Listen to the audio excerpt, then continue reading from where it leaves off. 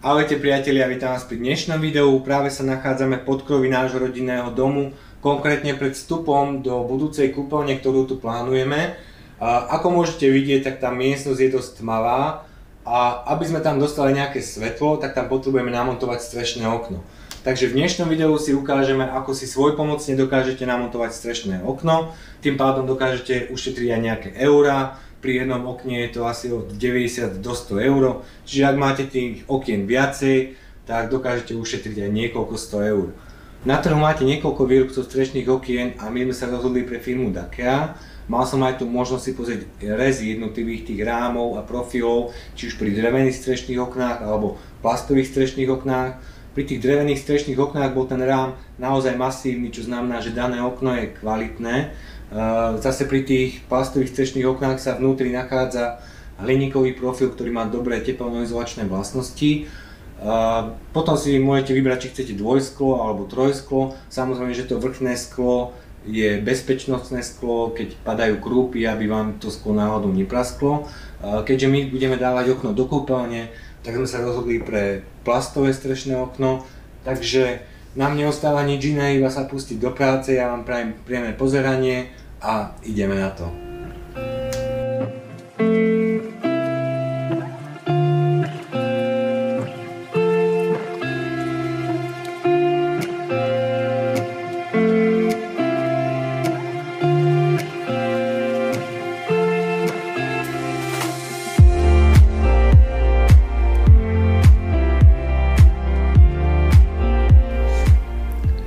Tak ja som si už pripravil otvor, mám to trošku komplikovanejšie, lebo už sme tu mali zateplenie aj sádrokartón. Teraz keď som spravil otvor, tak si nájdem strešnú latu, odkiaľ pôjde okno, čiže to bude od tejto strešnej laty. Takže ja si idem teraz rozrezať fóliu v strede a začnem si dávať preč škrydly.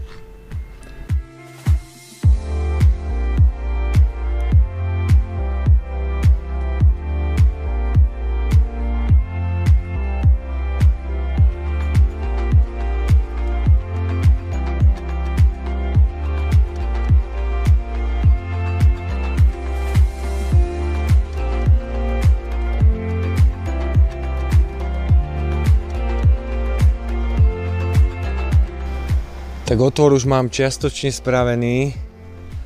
Okno začne 8 cm od tejto spodnej škrydly, takže teraz idem rozbaliť okno, pomeriam si ten rám, pozriem nejaký manuál a zväčšíme potom otvor.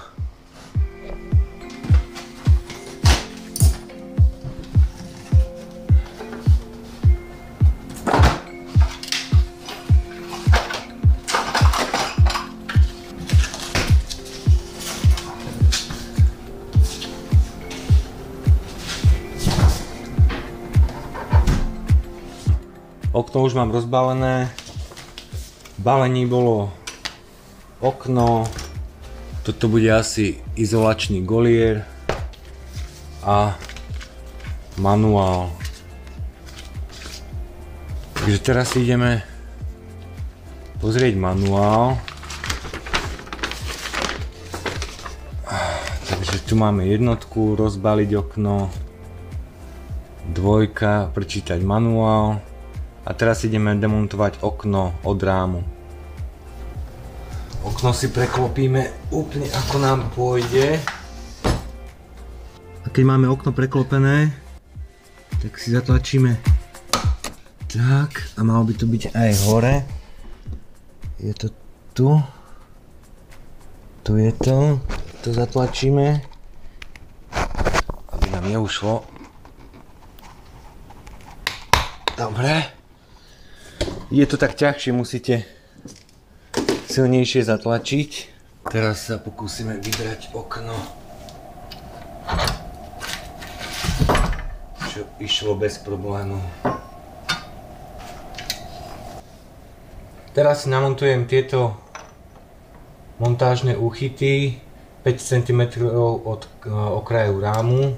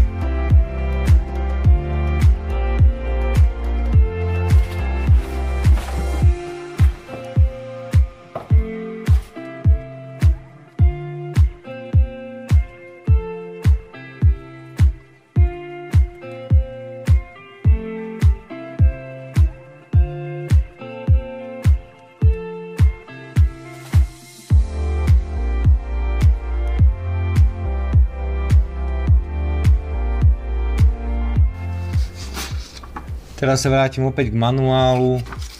Podľa ďalšieho kroku si potrebujem dokončiť napresno otvor. Čiže zameriam si šírku rámu, výšku rámu.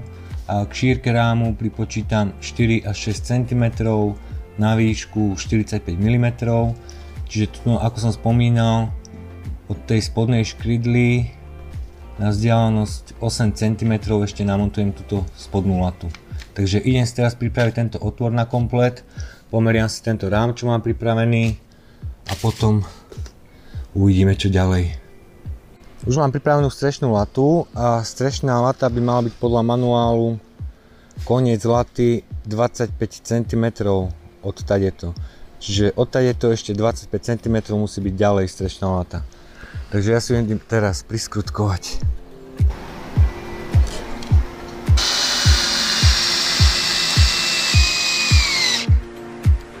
Tak o to už mám takmer pripravený, čiže dôležité bolo odtadeto sem 8 cm, potom hore som išiel na výšku rámu, plus som pripočítal ešte 45 mm, takisto na bok, tu som pripočítaval 50 mm, čiže 2,5 cm po bokoch. Teraz si idem narezať fóliu, preklopím si ju a prichytím si ju. Takto od rohu, tu od rohu, takisto aj na spodku, tu už to mám trošku dotrhané, aj tu. Dobre, teraz to už iba poprichytávame.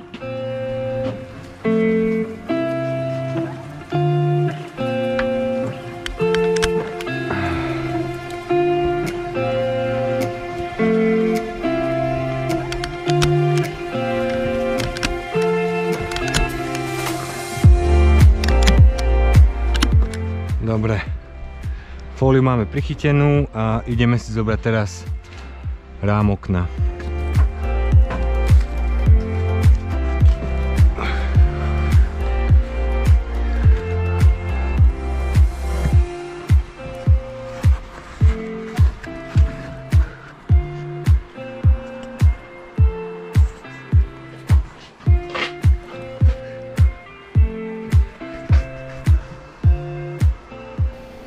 Tak rám okna už mám hore na streche, teraz si ho skontrolujem vodováhou.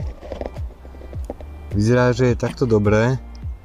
Tak prichytím si ho najskôr tu dole a založíme si okno.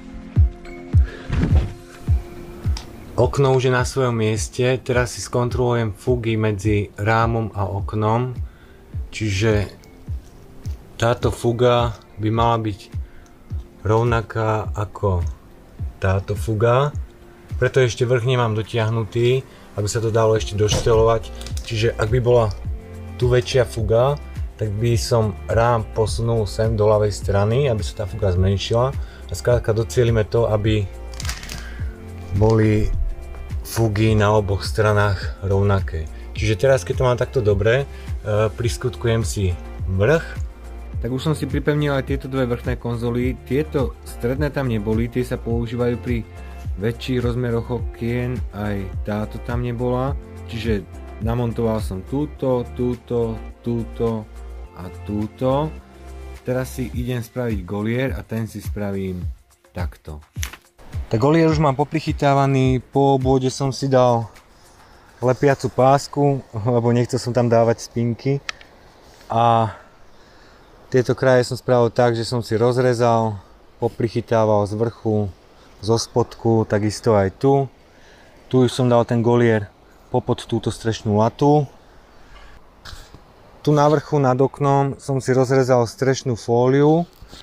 Vopchal som pod ňu ten golier, čiže rez som spravil na šírku toho goliera. Má to spád asi 3 stupne. Potom som tam vložil kúsok strešnej fólie, ktorú som preložil a takto som si to prichytil. Čiže ak bude tiec nejaký kondens po streche, tak tento žliabok by to mal potom pekne odviesť tú vodu preč. Tak všetko by som mal mať pripravené na lemovanie. Idem si teraz pozrieť manuál a pustíme sa do lemovania.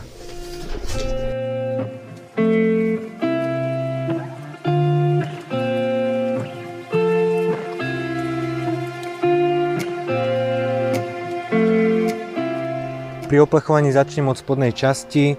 Musel som si tu zarovnať všetky tieto výčňovky, čo boli na škrydle, ale stačí iba tu pod oknom, ako vám ide rám okna. Čiže odtade to som si to celé prebrúsil, samozrejme, že som to očistil. A teraz začnem touto spodnou časťou rámu, čo mám tu nachystanú, ktorá príde sem. Tak ideme si toto teraz spraviť.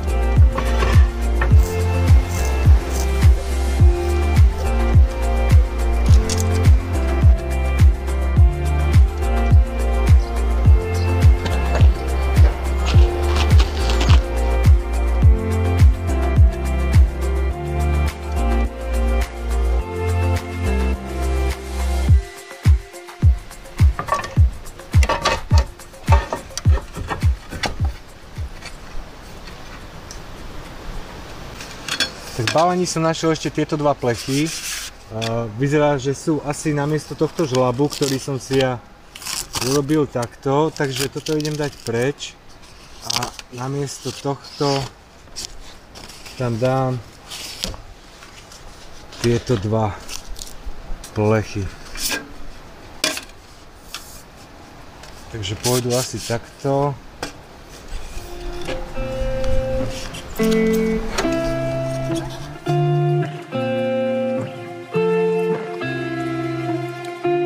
Tak teraz by to malo byť dobré. Drží to tam, má to aj spád, takže po prípade nejaký kondens pekne odtečie dole. Dobre, tak ideme si spraviť už iba oplechovanie hore a máme to hotové.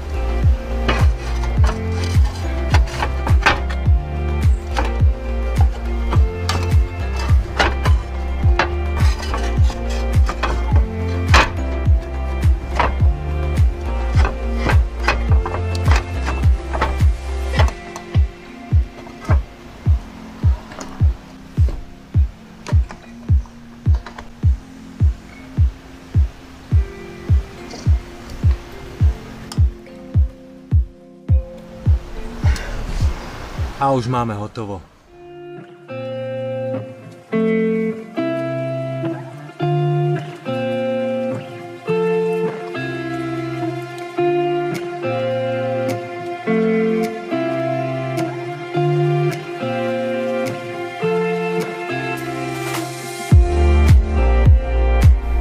Tak okno už máme úspešne namontované, nebolo to nič zložité, bolo to celkom jednoduché. Akurát, že som sa dosť nachodil z podkrovia dole, keď som niečo potreboval si zobrať, potom škrydly dopilovať. Mimochodom ten prach ešte, ktorý je na tej škrydle, tak o to sa už postará dážď. Takže ak môžem poradiť, niekoho si zavolajte, nech vám aspoň nosí nejaké tie veci alebo dopiluje tie škrydly. Budete to mať o mnoho rýchlejšie hotové ako ja. Mimochodom ešte dvakrát mi padla kamera zo strechy, ale chvála Bohu sa jej nič nestalo, takže som rád. Ja sa chcem ešte ďalej poďakovať firme Dakea, ktorá mi pomohla pri tomto projekte, a to je tým pádom z dnešného videa všetko. Ja vám ďakujem za pozrietie tohto videa. Ak sa vám video páčilo, dajte like na toto video, ak neodobráte náš kanál, kliknite na odber, ktorý je niekde dole, a vidíme sa na budúce pri ďalšom projekte. Ahojte.